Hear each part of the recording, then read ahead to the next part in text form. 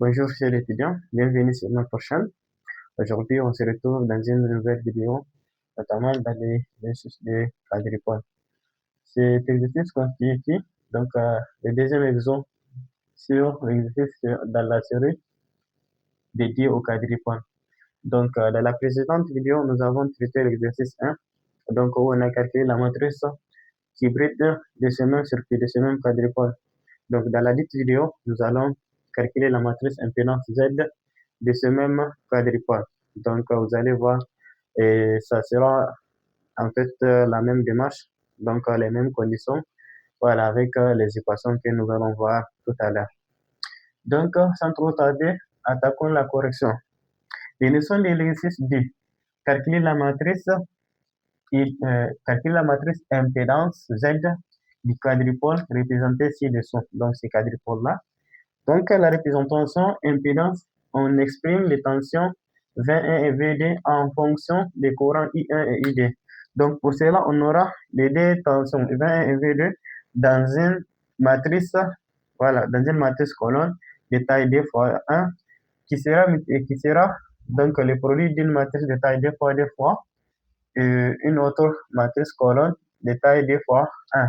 Donc, quand j'effectue le produit, donc j'aurai 21 qui est égal à Z11 fois I1 plus Z12 fois I2 et V2 qui est égal à Z21 fois I1 plus Z22 fois I2. Voilà.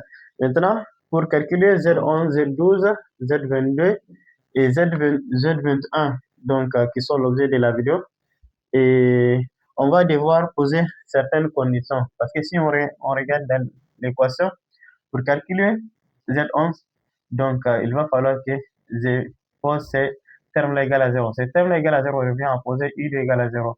Ainsi de suite. Chaque paramètre a une condition spécifique qu'il faut poser pour le calculer.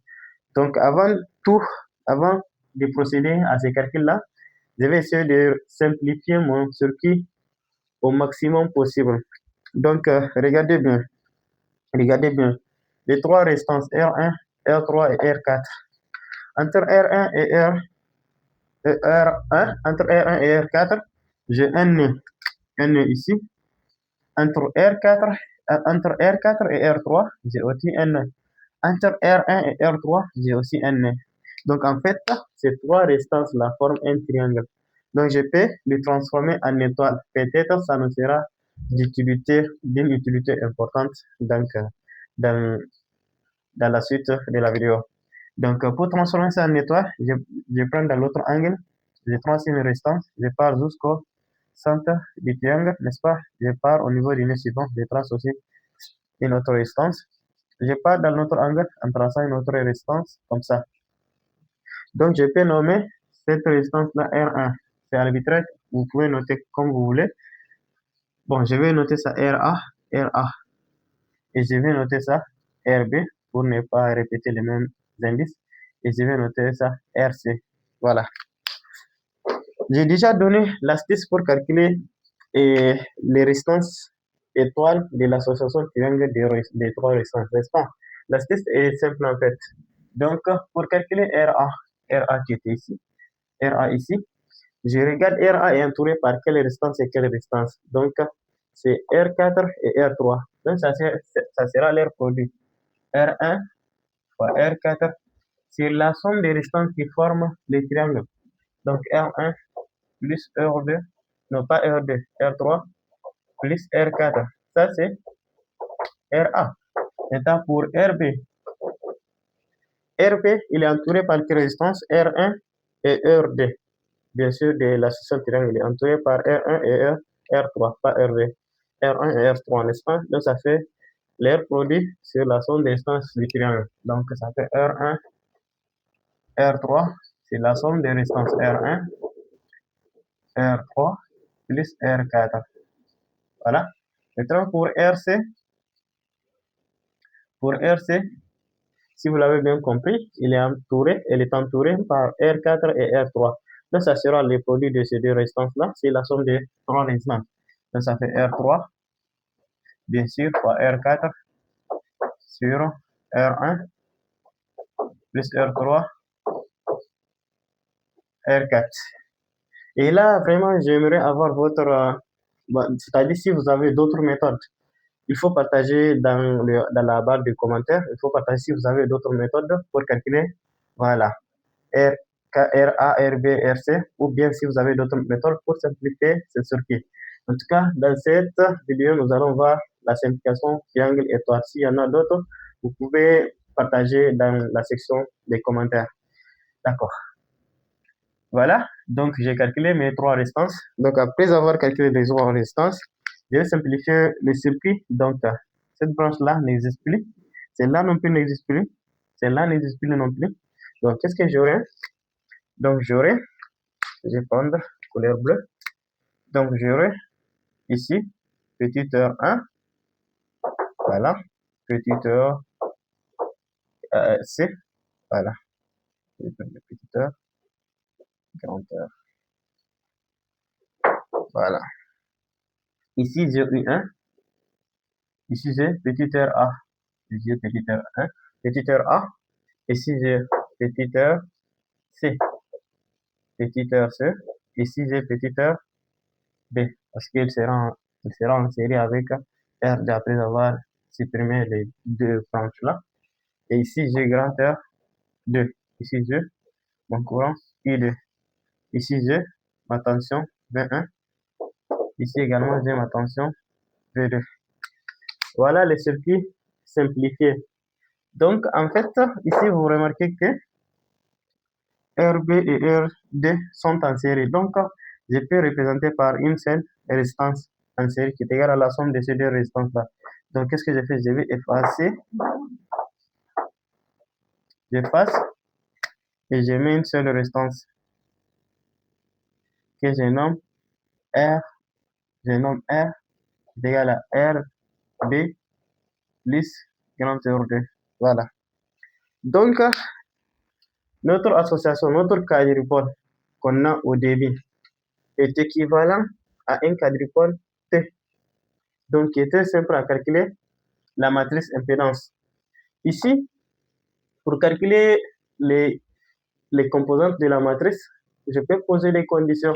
Mais ici, ce que je vais faire, je vais utiliser une astuce un peu plus rapide. En faisant quoi? Donc, je fais la loi des mailles. Je fais la loi des mailles, bien sûr. Donc, je vais nommer R ici et je dis que R, c'est égal à RB plus R2. Donc, je passe ici pour gagner de la place. Voilà. Et donc, je vais prendre cette maille-là, j'ai dit la maille 32. Cette maille-là encore, j'ai dit la maille 31. Voilà. Voilà. Quand j'ai fait la loi des mailles, loi des mailles, je prends le noir, loi, loi des mailles, loi des mailles, n'est-ce pas? Je vais prendre premièrement la maille grand 1. Dans la maille grand 1, qu'est-ce que j'aurai? Donc, ici, ces courants-là, en fait, c'est la somme de U1 et de U2. Donc, c'est U1 plus U2. Ici, j'aurai donc une tension qui est égale à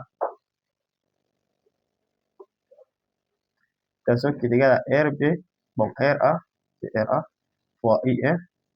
Et ici, la tension au banc de ça, on va voir son expression dans la loi des mailles.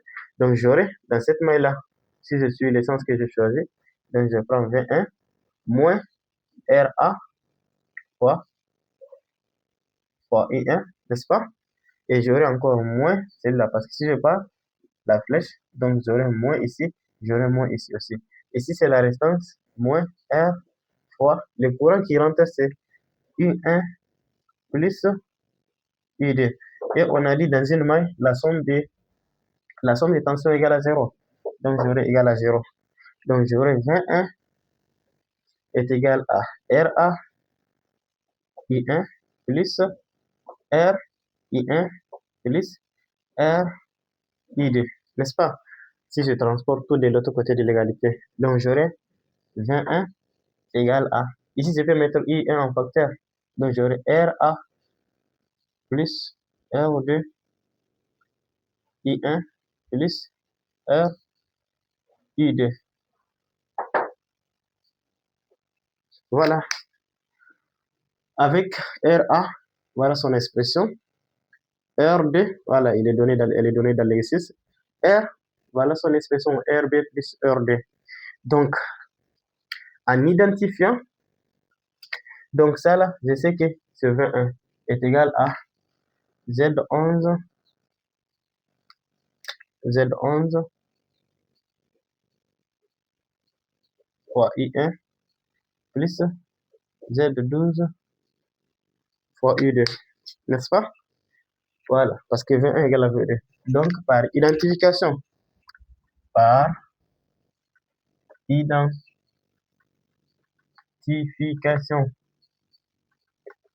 identification, on a Z11, c'est le coefficient qui multiplie I1. Donc, c'est plus RA plus R. Excusez-moi, ici c'est R, hein? C'est R. Il n'y a pas de R ici. Donc, RA plus R et Z12 sur R qui est égal à. Donc, attends.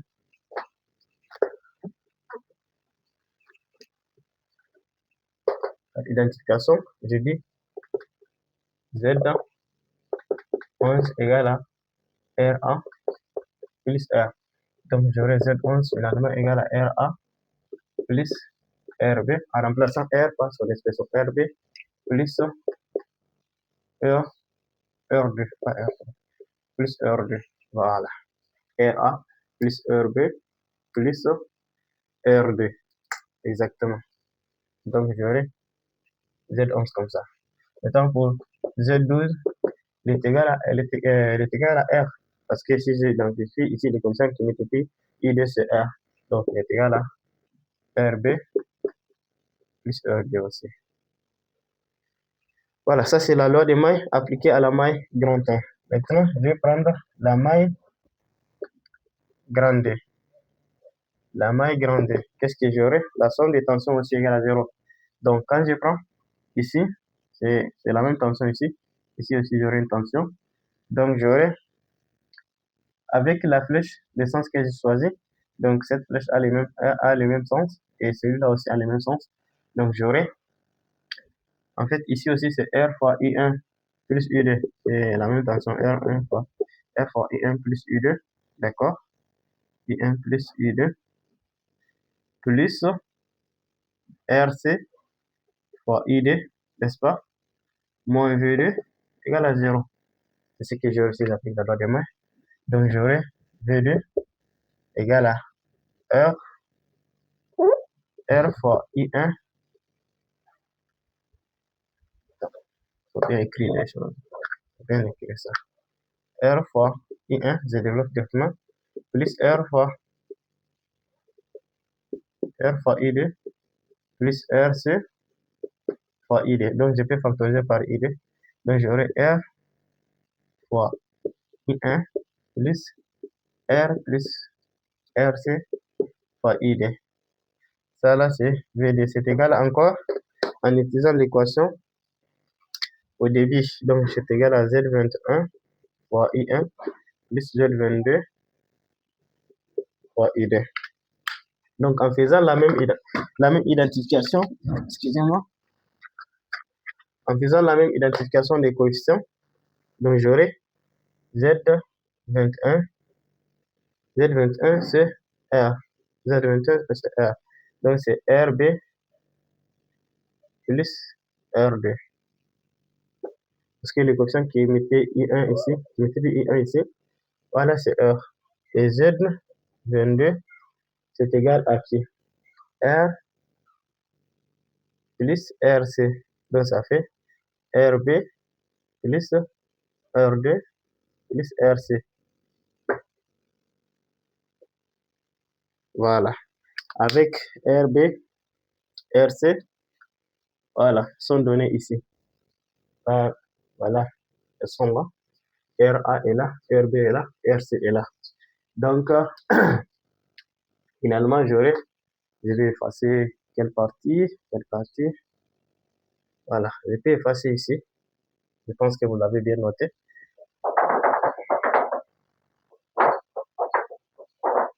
Donc finalement, j'aurai ma matrice Z, la matrice impédance est égale à Z11, j'ai calculé Z11, c'est RA plus RB plus R2, Z12 c'est RB plus R2, et Z21 aussi, c'est RB plus R2, Z22 c'est RB plus R2 plus RC. Donc, c'est ça l'objectif de la vidéo, calculer la matrice impédance du circuit correspondant. Voilà. Donc, on est au terme de la vidéo. Merci de m'avoir suivi jusqu'ici. Donc, si vous avez aimé la vidéo, n'hésitez pas de vous abonner, d'activer la cloche de notification, ça nous encourage vraiment, et de laisser un commentaire, soit pour m'encourager, donc pour poser des questions ou pour donner des suggestions, des corrections, des critiques constructives sont là bienvenues. Merci, à la prochaine.